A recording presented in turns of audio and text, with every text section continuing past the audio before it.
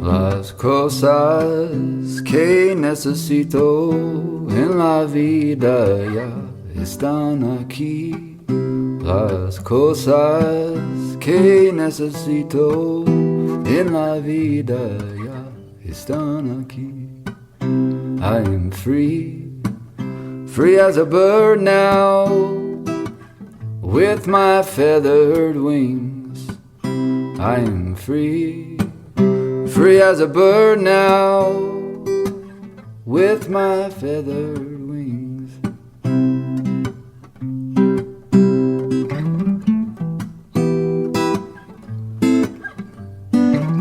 Hey everyone, welcome to the Camino Cafe. I am so excited that you are here with us today, whether you are listening to our podcast or you are on our YouTube channel. And you just heard our intro song by Jackson Maloney. And as you know, I interviewed him just most recently. So if you haven't had a chance to listen to that, please do, because he's just a wonderful pilgrim. And of course, today I'm sitting with another great pilgrim, and not only is he a Camino pilgrim, but he is also a Camino author, which, you know, I always enjoy interviewing authors. So we're going to get right to it. And I just wanted to hold up Stephen's book. So I'm here with Stephen Drew, and here's a copy of his book. And I think you're going to really find our talk fascinating. I am finding his book very fascinating. And I just wanted to share with you. Well, first, I just want to say, Stephen, welcome. Welcome to the Camino Cafe, and thanks for doing this. Well, thank you. And it's an honor to be with you, Lee. I really appreciate the opportunity to chat. Oh, thank you. Me too. Me too. I wanted to just read. I really love what is on the back jacket, and I feel like it really does speak to what your book is about.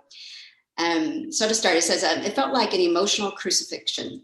A dark year in which a father figure passed, a friend and a mentor suffered a terminal illness, one child entered psychosis, and another child took his life. A 14-year marriage ended. As a new life began, an ancient pilgrimage called from across an ocean. Would it hold any answers? Were there any answers to be had? Questions are always temporal, but it seems pilgrimage follows the designs of the eternal. Join in a transcendent journey of the body, heart, mind, and spirit from the French Pyrenees Mountains, crossing northern Spain for 500 miles to the city of Santiago de Compostela and beyond to the coastal town of Finisterre. Share the experience of walking 1,000-year-old road, the Camino de Santiago, the way of St. James, and its miraculous and mysterious ways. In parts, a travelogue, a love letter to Spain, and a chronicle of change under the influence of grace. This is a story told in the language of the soul. Suffused with resilience, it is a dialogue between humanity and its spirit it calls. I gotta say, from the very first chapter, I was hooked. I haven't yet been able to finish it because it's been a crazy week here at my house. But there is so much about your book that I love. And, you know, I first want to say, I'm sorry about the losses that you've experienced. And thank you. What led to, you actually taking that first step on the Camino. So I would kind of love to start with you. I always talk to everyone about, like, how'd you first find out about the Camino and everything? And I think you have a very powerful story of a moment when you knew you had to walk. So I just wondered if you would be willing to start off and just share that with us. That's a good place to start. I'm one of the few pilgrims, I think, or the few pilgrims after 2010 who were not directly inspired by the movie The Way. Right. I did see it, and it is to date my favorite movie ever. I mean, I just love everything about that. But I came to be aware of the Camino back in the 1980s, and I read a book, a nonfiction book by James Michener, called Iberia. And the last chapter of that book is entitled Santiago de Compostela. And in that, he refers to the Camino as the finest journey in all of Spain. And he talks about his pilgrimage, which I think he did in 1966. It wasn't a real happening thing to do back then. But that was the first seed of it. And I just sort of filed it, into memory, and life went on. A little over 20 years, 25 years went on. And after this rather tumultuous year that you read about in the back cover description, I went to see that movie and sat there. And of course, within 5 minutes, tears are just falling out of my eyes. And I knew I'd watched the trailer, so I knew the basics of the story. And but as I was watching it, I had this little light bulb moment. I said, I know about this thing. That's from Michener's book. I'm almost sure of it. And after I saw the movie, I went home and I looked at that last chapter and realized that that was the case. So I never would have, my wildest dreams, I never would have thought, well, I'll just, check out a life for a couple of months and trot off to Spain because I saw this movie. It just couldn't possibly work that way. But about a year later, it was during a very hot, humid day in August of 2012, and I was out for my daily walk. It's a practice of mine, and I was walking along, and I guess it's best to just sort of break it down into this single step because that's really how it happens. So, one foot leaves the ground. And before that foot returns to the ground, the entire reality of walking the Camino de Santiago enters my life, just deposits there. There is nothing to think about. There's nothing to decide. There's no yeah, but. It just simply is now so. And also this vague sense of not only walking the Camino, but all of the implications of walking the Camino, from preparing for it to walking and whatever would be in the aftermath. And my foot hits the ground again. And as you can imagine, I had a moment. I thought initially that I had lost my mind because I've never had an experience like that. It's literally transcendent. And so as I walked, I started running through the fear tape, well, I've got work stuff coming up. My father was still alive at the time. I was responsible to him. I could give you a list of all the reasons I couldn't go. And then this sense, and it's a sense, I wouldn't describe it as, spoken in voice or anything like that. That would be a little too wordy even for me. But there was a sense that, okay, just, it's going to be okay. Live your life, do what is before you. And when the time is right, when the rhythms of life allow, you'll go. That's just how it's going to unfold. And 3.5 years after that, I was pushing back at JFK on my way to Paris. So that was the initial experience with it. Wow. I love your story in that, because I think, we often say that your pilgrimage starts the minute you're going, right? And it may not. No, go ahead. Oh, you go ahead. I'll tell you that, it's one of the things I literally, the first sentence of the introduction, I wonder when things really begin in this life. And, I couldn't really put a start on this. There's so much that has to go into the experience of pilgrimage, and not necessarily just this one. There are many, many pilgrimages to be had. I ran across, I was doing a presentation recently, and I ran across a quote from the Persian poet Hafiz, and it was something to the effect of, I decided I need a pilgrimage, so I sat still for 3 days. And it doesn't necessarily have to be there. And in fact, one of my spiritual guides, Thomas Merton, firmly believes that the outer pilgrimage is but a reflection of what's going on in the interior life. So it's not so much you're preparing for any given journey. I have walked the Camino de Santiago one time only. I walked it in 2016, and I have intentions to walk the route again. I have my eyes on the North date for 23. It was going to be 22, but when the Pope declared 22 was going to be a holy year also, I said, maybe I'll just lay back in the cut for one more year. Yeah. But I don't necessarily look at that as another pilgrimage. You know, I kind of have come to understand this as pilgrimage with a capital P. And it is a practice, it is a way.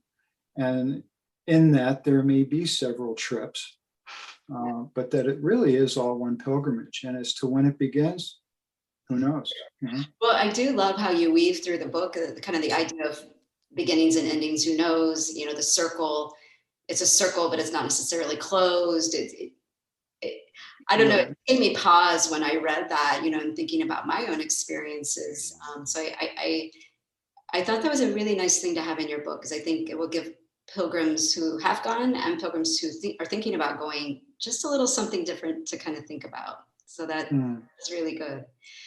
So I'm just going to start with, you know, one thing that I hear a lot from pilgrims, and this is one thing that you talk about in your book, is, you know, there's people who say, oh, you know, this is ancient pilgrimage, but, you know, I'm not Catholic, or, you know, I'm not religious.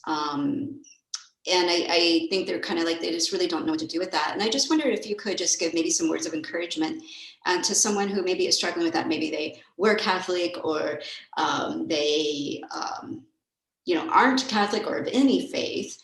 What kind of words of encouragement, or what would you say to them to still encourage them to go and to kind of see the universal picture of it? Well, I had a sort of a dicey relationship with Catholicism in my own past. I am what I refer to as a cradle Catholic. Yes. I was born into that religion, and did not have good experiences with either the religion itself or the clergy. And I would say, in all fairness to the religion, I probably didn't have a complete understanding of it. Sure. But overall, it was something that in my mid-teens, I fled. Yeah. And began looking at other ways of understanding, if you will. So interestingly enough, I had no reservations whatsoever about going to the Camino, A, given the calling, and B, because I think it's fairly safe to say that it is a transcendent experience, and it easily transcends the idea of religion. There's a passage I'll read to you a little bit later that kind of sort of deals with that, and it also deals with the overall view of pilgrimage as well. But I would certainly, you know, if somebody is really struggling with Catholicism, it's interesting, because on the one hand, it's probably one of the most Catholic things you can do in the world. I mean, it's one of their three big pilgrimages. There's Rome, there's Jerusalem, there's Santiago de Compostela, and I would say that Santiago is unique among those three in that it retains the original form of transportation, walking. Yeah. So it's kind of special in that respect. But I had the sense, and I had an experience. I write about this in the book. I was in the town of Rabanal the night before I went up to Cruz de Ferro, and had several interesting experiences that evening. But I went to the Pilgrim Blessing, and they do it. It's sort of a Vespers service, and they do it in Gregorian chant. And it was like riding on some kind of a current, and there was something familiar, and there was something speaking to me. And I actually had to, from that point on, engage in sort of a discernment as to whether I was being recalled to Catholicism as one of those little things that comes out of nowhere on the Camino. You know, God knows we all have plenty of those. You know, you come to the Camino with plans and intentions, and then the Camino laughs at you and has its way with you, you know. Exactly. But it was one of those things, and as it turned out, no, you know, one of the great ironies of my life, and I write about this fella in my book, is one of my closest friends is a Catholic priest. We've had many interesting conversations over the years about my past understandings, if you will, or lack thereof about Catholicism, but I haven't felt that sense, that tug to go back. But on the other hand, I certainly found nothing at all on the Camino that caused me any kind of, you know, spiritual distress or anything like that. It's turned into a pretty secular experience, actually, for all intents and purposes. Yeah, you know, I always like to say to people too, you know, I feel like that no matter what your beliefs are, there is going to be a connection to something deeper than yourself, whatever that is for you, you know. But I really loved how vulnerable you were in sharing that part. And so, yeah, I found that very interesting. As far as when you talk a lot about contemplative walks, and you still are a big walker, and I imagine this last year you've probably had a lot of walks, as we all have, more near our home. So I just wondered if we could kind of maybe first start with, what are some rituals? You've got a lot of people now that, you know, the world's reopening and they're considering taking a Camino, and you know, I always try to encourage people to prepare, not just physically but also emotionally, for their pilgrimage. What kinds of words of encouragement or rituals could you share with folks that you might use on your regular walks that you think could really transfer and help while people are walking the Camino? Sure. You know, there's a daily practice that I have that began before I walked the Camino and extended afterward up until this morning. You know, it's a very whole experience. Walking down the road where I live, and walking, you know, on the Meseta in Spain. It's a very whole experience. And so I think it's good to prepare as best as one can. You know, there's a lot of really great books out there about preparing for Camino. There is one book that I consider to be essential. And I mean as essential as a guidebook. I wish it had been in print when I walked. It came out in 2018. It's called Returning from Camino. Yeah, my friend Alexander John Shire. Now, full disclosure about me recommending this book. A, we're friends. B, he blurbed my book. So, you know, we're kind of pals, and that's right out there. But I will tell you, in terms of preparing for and returning from Camino, this is the book to read. There are many out there, however, that will give you a sense of what the Camino is like from an experiential viewpoint. You know, my book is an intensely personal, spiritually centered memoir. Right. You are not going to find a packing list in my book. You know, yes. I don't have a whole lot of practical experience, but certainly taking advantage of the miracle of YouTube and seeing all the offerings on YouTube of people who document their walk, people who document their preparation. You know, there's a lot to be said for that. Spiritually, I would think that the simpler we make this, the better. There's a great movie out there, a documentary that I highly recommend, 6 Ways to Santiago. Yeah. I'm sure you're aware of this. And interviewed Annie and Annie, right? Yeah, she was my favorite pilgrim, which she broke my heart. Anyway, there were these 2 older Canadian gentlemen, and one of them said he just put it so simple. You know, you wake up in the morning, put everything you own in the pack, shoulder the pack, walk and watch. Just pay attention. Swing with the step, he said. And to me, that's, you know, essentially the best thing you can do is to just try to check the expectations at the door and roll with what is, you know. That said, I think there's probably a lot to be said for walking with a measure of intention. And of course, those are as different as the pilgrims who walk. So it's not a one size fits all with that. But do you have certainly like a certain ritual or meditation that you use every walk, or do you find those rotating? Like I have a couple, but they rotate. So I do. I have a fairly set ritual of some readings. I do find, interestingly enough, as much trouble as I've had over the course of my life with Catholicism, there's one person in particular, when I read him, the teacher appears, if that makes any sense. And that's Thomas Merton. So I read some stuff from the Thoughts in Solitude every morning, and a couple of other things as well. And then I just get quiet, and there's an inner process, I guess, that's unique to me, and it should probably stay there. And that's before any news of the day goes in my mind, or any coffee goes in my body, or anything. It's just I try to approach that in as pure a way as I possibly can. And then when I walk, I'm open. I'm just I'm offering the walk as a gift, and I'm using the walk to receive. And that's a beautiful moment. I'd like to think half my book was written as I walked, and thank God for my ability to voice memo myself as I walk, because sometimes you'll just get the perfect line and you're like, you can't possibly risk forgetting it.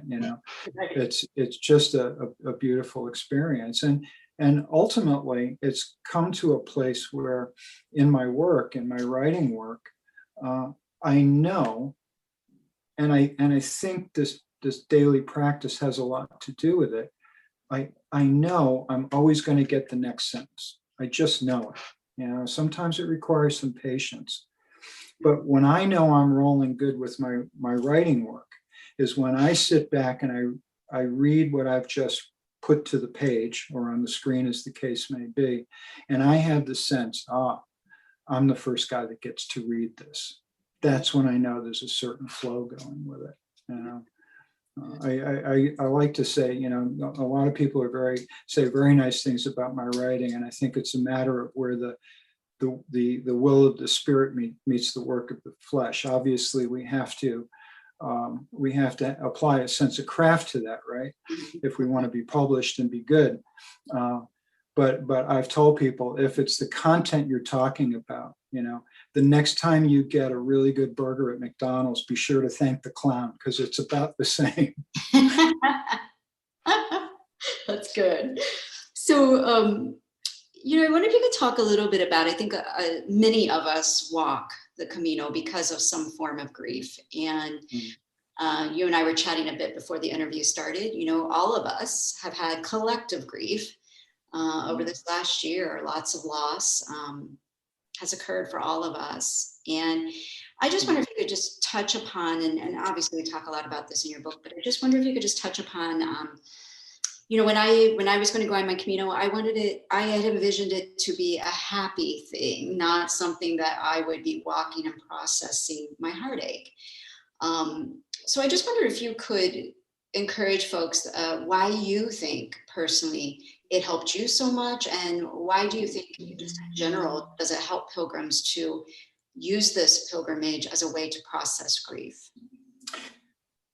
There is, and I know you've heard this term before, and other guests have used it, I'm sure, this often vague reference we hear to the energy of the Camino.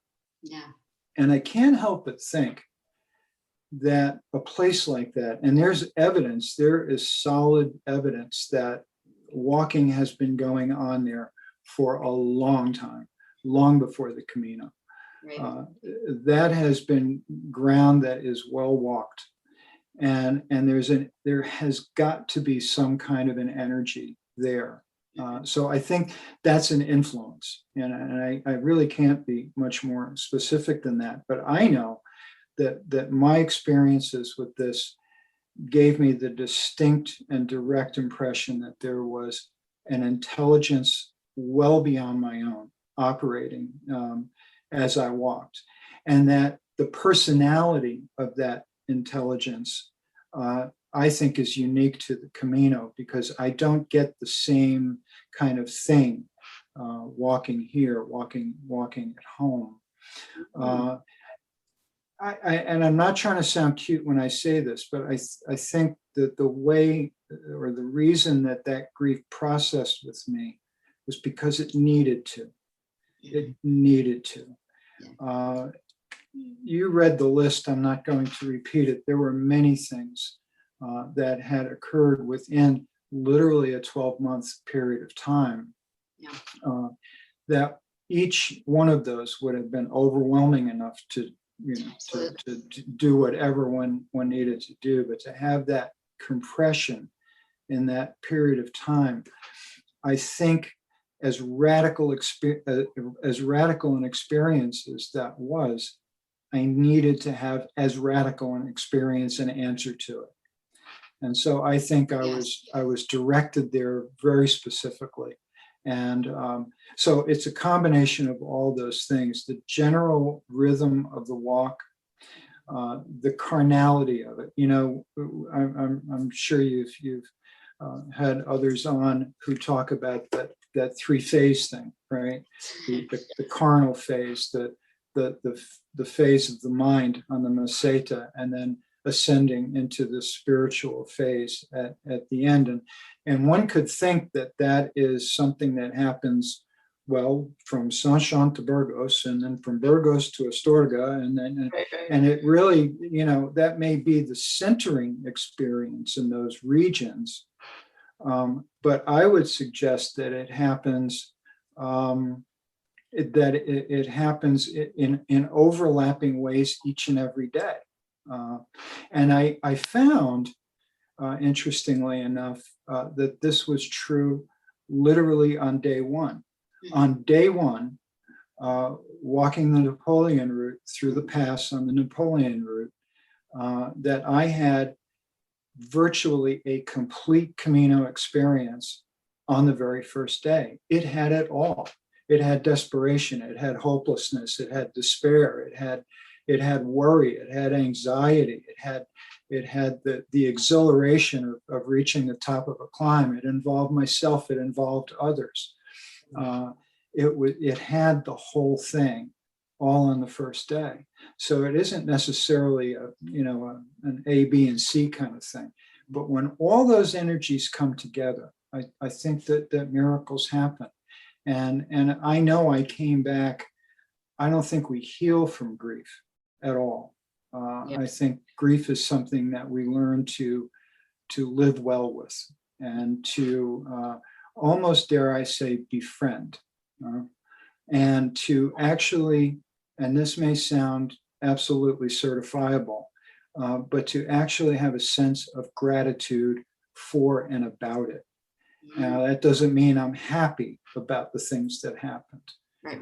But I know that there has been a deliverance of my life experience to this point, sitting here talking with you, Lee, that certainly would not have happened if I hadn't gone through the gauntlet of that year of 2010. It all belongs, right? And I think that's one of the takeaways from that. It all belongs. Yeah, I want to come back and talk about that a little bit more. Sure. Because that's an area I really have strong interest in. I want to just backtrack a little bit. It was something that you mentioned, and you talked about the energy on the Camino, this intelligence, and you talked about miracle. I wonder if you could just share with folks maybe just one story from your experience where either you experienced it or you witnessed while you were walking with another pilgrim, but where you go, yeah, that was pretty miraculous. That was the energy of the Camino happening right there. Oh, yeah. In fact, I had mentioned wanting to read a piece to you. Yes. And this would go right to that. And I'll tell you, at the end of the day, this is something that happened walking in, I believe we were in La Rioja. Okay. And I was walking with my German friend. I was still walking with him. It was before Burgos.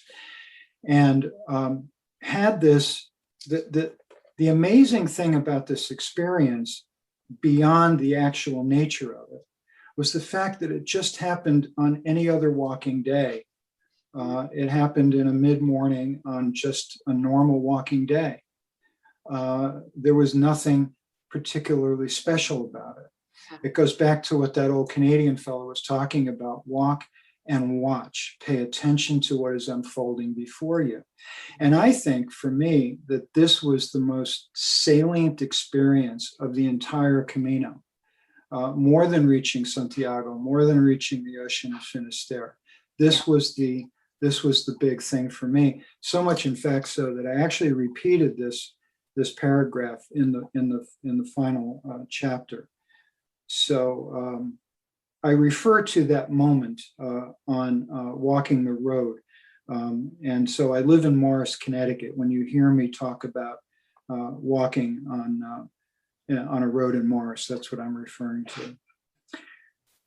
Before resuming its proximity to the highway, the Camino zigzags a bit, and contained in my view for a time, I see between 1 and 2 kilometers of the path's blonde dirt ahead as it courses through the deep green slopes.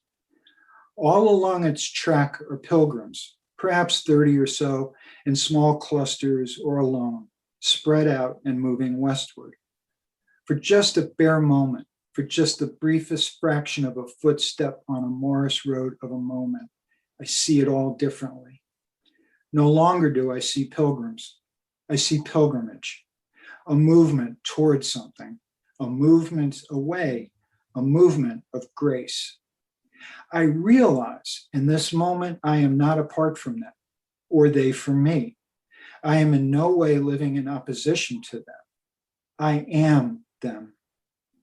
And in the larger context of life beyond the Camino, all the competing needs and desires, all the conflicting interests, all the wounds inflicted and received, all the differences of body and thought and language, and most certainly of religion, are revealed as only mistaken notions of things.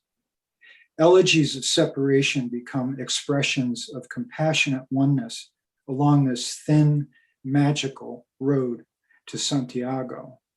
Realization loves to dance here, to be glimpsed, even if only in the briefest of flashes.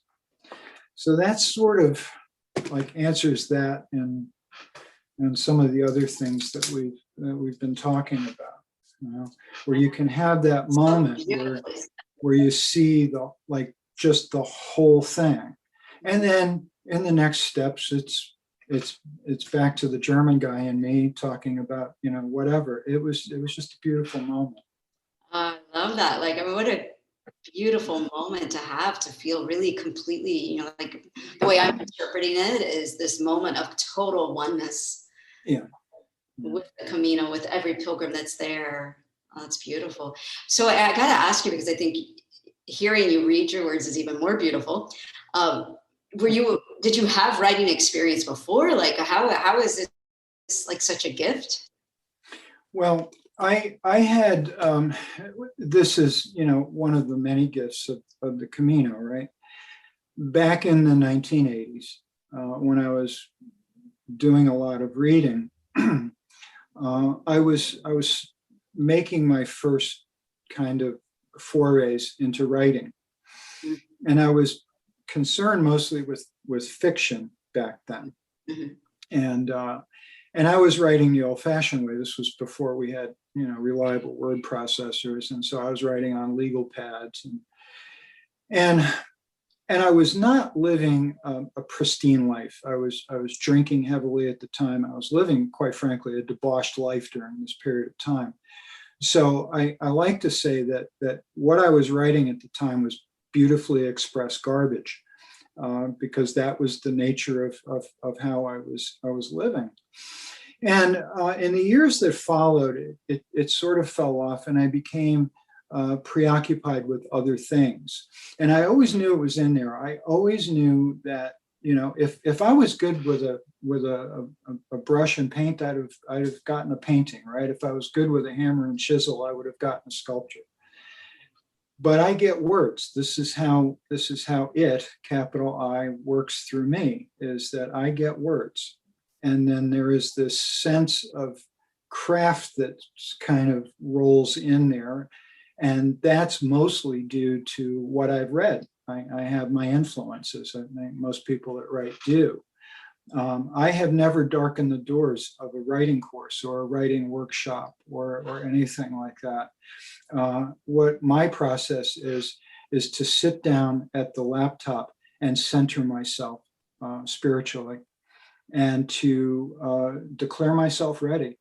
And the next thing I know, there's always time distortion. So I know there's a measure of self-hypnosis involved. And the next thing I know, the word count just popped up 11 or 1200. And again, I read through what I have put down, and I say, well, I'm the first guy that gets to read this. Thank you very much. What an honor, And then it's from that on, it's tuning and tweaking and making it, pleasant to read for the other humans. So that's kind of my writing story. I wish I could say that I had an MFA from the Iowa Writers Workshop. I do not. Oh, I think it's more powerful that you don't. Yeah, I know what you mean. Yeah. Right? Like, I think most pilgrims feel like they do have a book within them, because the Camino is so powerful. But a lot of us, we lack maybe the confidence to actually put pen to paper or, fingers to the keyboard and actually start the book that you want to write. And I find it very, go ahead. No, well, I was just going to say that's sort of, I lost myself there talking about writing is that's part of the gift of the Camino experience. The guy who left to go walk this, I can assure you, I had no intention of writing a book. I wasn't. Fortunately, I did a travel blog for friends and neighbors as I was walking. So that created some really good notes, actually. But I had no real intention of doing that. That was all. I'm convinced that the change that happened in here, that gave me the temerity to actually think I could do something like this. That's all gift. This isn't my ego talking. This is, I'm humbled by something like this. This doesn't happen to guys like me, So it's been a beautiful experience. Yeah, because this was your first book, right? And it is. Yeah, this is my first. Yeah. Right. Wow, there's a lot in there.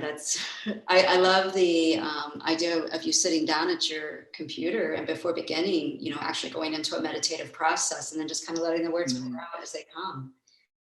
Yeah. Must be an amazing experience. Yeah, indeed. So I wanted to just kind of go back for a moment to some of the things you said about grief. You mentioned, grief is really not something that you necessarily, I think your words were something along the lines that you necessarily heal from or can fully process. That it's really something that you learn to live with and hopefully learn to live well with, to befriend, to have gratitude for what's happened. So I wonder, that I think that when people are facing grief, I know a lot of people that I've spoken with and myself personally, there does feel this pressure. I think as a society, we don't really like dealing with people's grief. It's a lot to handle. And so we put pressure on ourselves to heal from it, to get better already, and so on. So I just wonder, is there a book or, how did you come with this philosophy of, grief's something you got to learn to live with. And if you can, hopefully someday you befriend it. Was there something that helped you along the way? Was it the Camino itself, or are there other books you could recommend to people? Yeah, there's one that comes to mind to recommend, absolutely, and I will do that.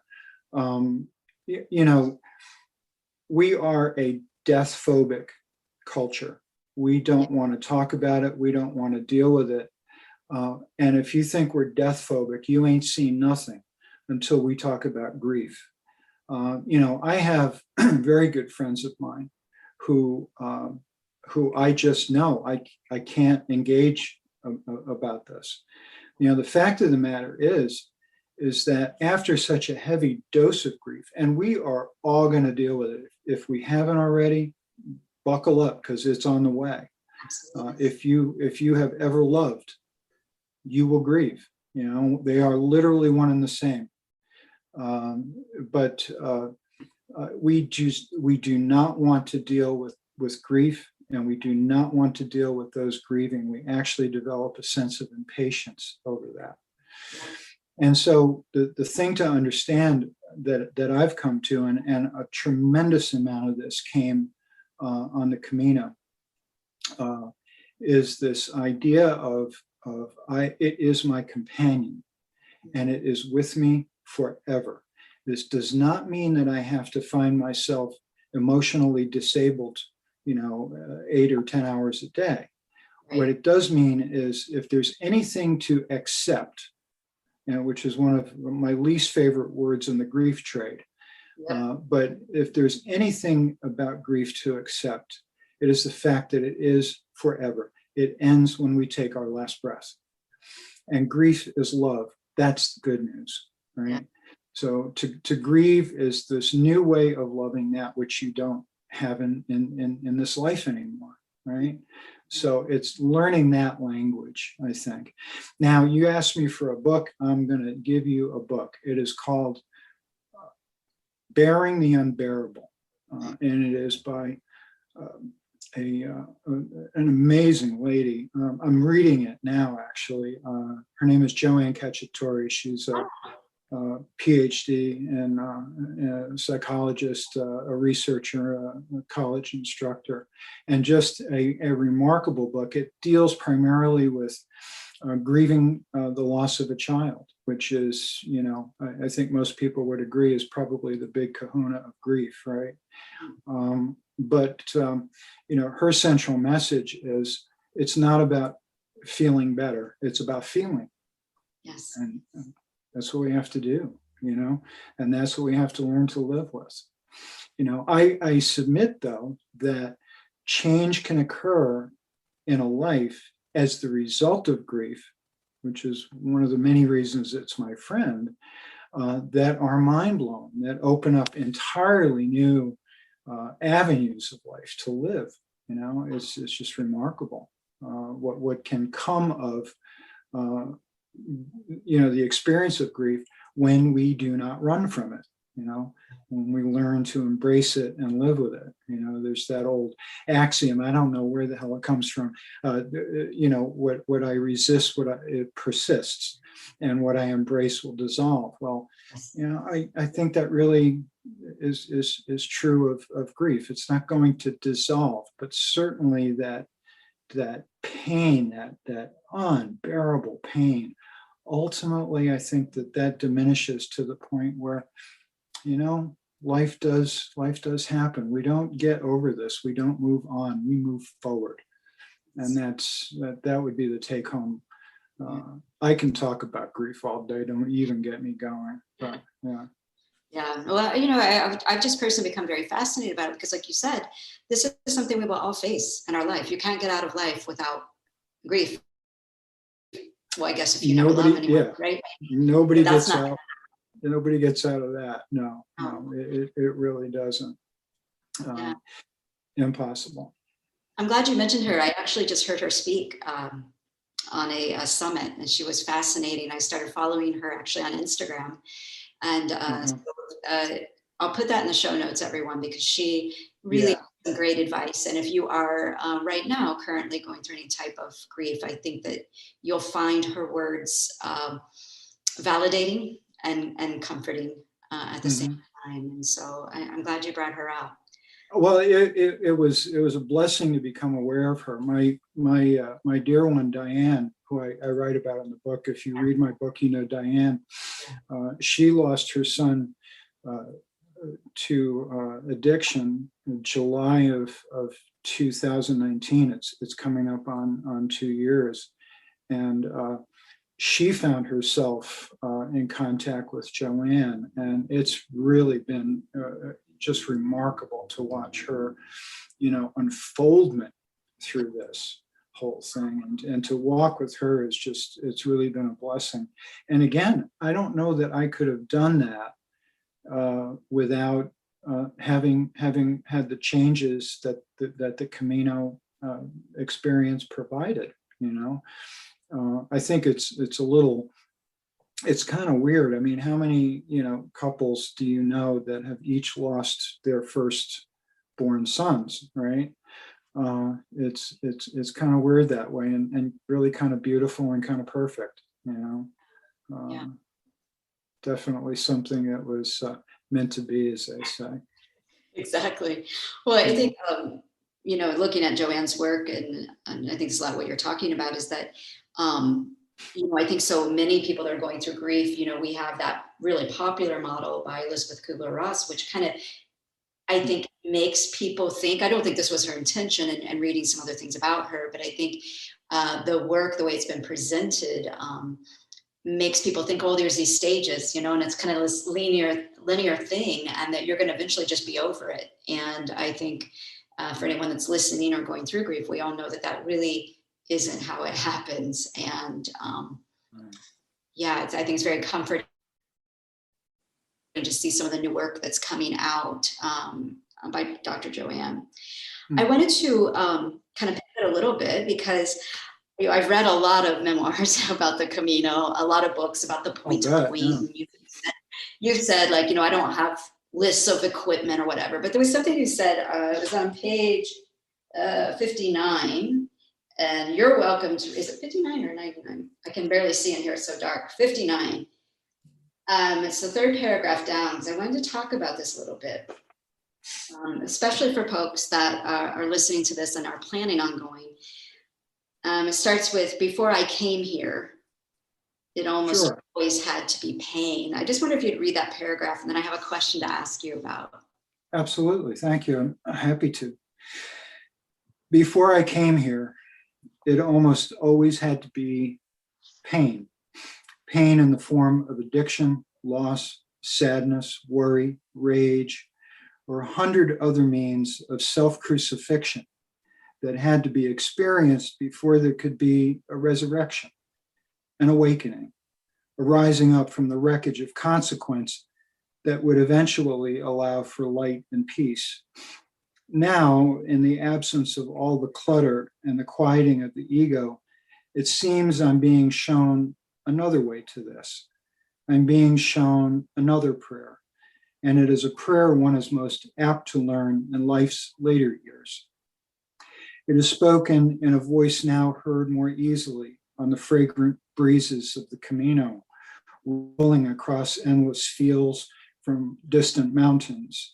And in grace, it is becoming more and more my own. In this new prayer are my hope and my heart's desire to bring this home and keep it with me forever and forever. All right, I love this paragraph. Because I think, when I'm sure you probably follow all the forums, or not the forums, but like the Facebook groups and whatnot. And, we have so much focus about blisters and the physicality of the Camino. And a lot of books, talk about that, because that can be a part of it. But I really loved your take on this, that you actually found a new way that was less painful than what you have been used to doing. So I just wonder if you could elaborate on that and kind of talk about what happened that made you form this opinion and this experience. I don't know that there was any one thing that allowed me to, I think it was a combination of many different things, but in the before time, there's always this, or I always thought it had to be this way, where there's this direct relationship between the amount of pain that I'm in on one hand and my willingness to change on the other. And only when the pain is great enough will I begin to look at something other than what I think I know, or what I think is good for me, or what have you. And I found that not every one of these changes or experiences or deeper understandings needs to come from the noise of the world. the chaos of the world, the circumstances, the relationships, the issues we have with work and money and all these things, and what we do to answer those things. Addiction being one of them, and addiction. Good God, fill in the blank with that one. Yeah. There are so many things that we can use to answer what breaks our heart. And yet walking along on the Camino, does life get any simpler than that, right? Wake up in the morning, load the pack, shoulder the pack, walk, eat, sleep, repeat. All the distractions, all these ridiculous distractions of the world just get stripped away, and there's this light that shines through it all, and that's what informs, I think, the Camino experience more than anything. Yeah, you're doing the shadow work. There's definitely some shadow work going on. I don't know what your experience, Lee, was. I lost count of the people I spoke to that shared the one that I had. And it's typically on the Meseta. Why is it always on the Meseta? You're walking along, the weather's beautiful, whistling away, and all of a sudden, chest heaving sobs, And I have the feeling that it's something being purged. I always had that sense that there was a purgation involved in that somehow, some weird kind of way, right?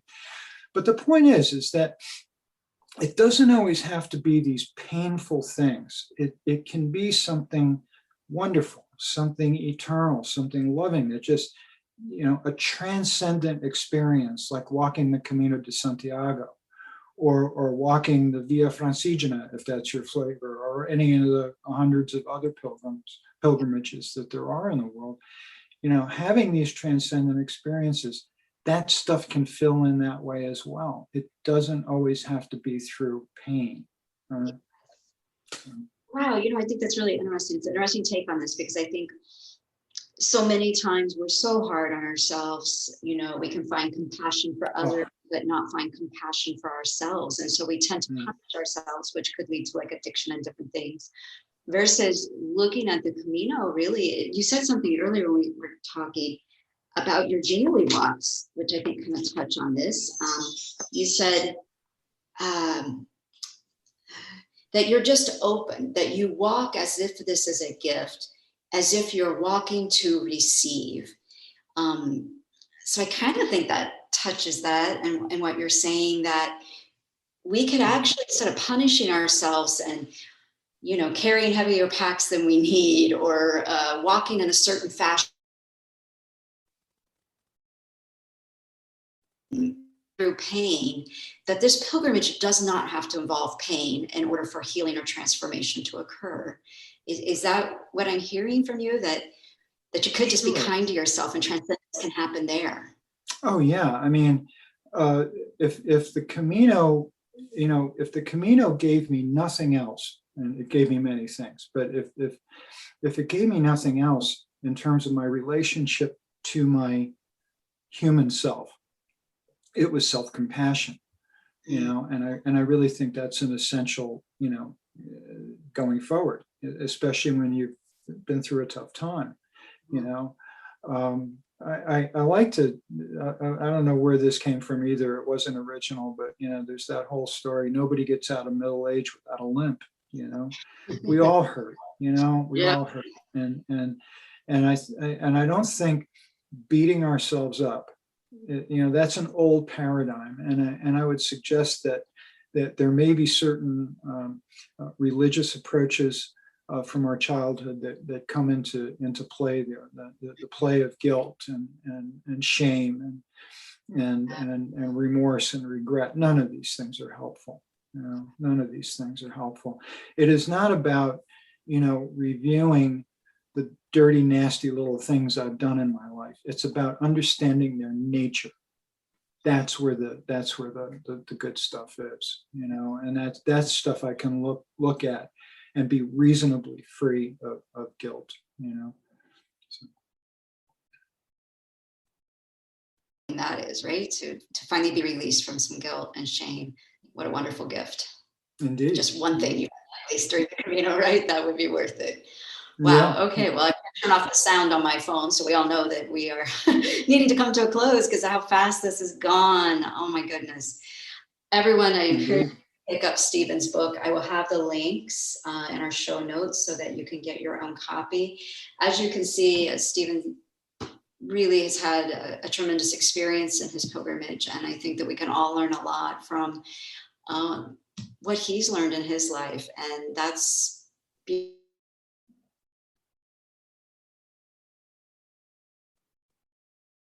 book and helping us on all of our Caminos. That's just a wonderful thing. So thank you, Stephen, for sharing your Camino stories, for taking the brave step of writing the book. I so appreciate it, and I appreciate your time today. Thank you. Thank you. Buen Camino, everybody. Buen Camino.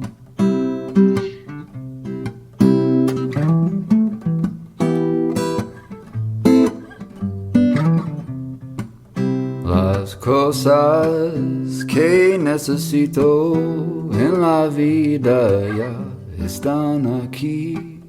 Las cosas que necesito en la vida ya están aquí.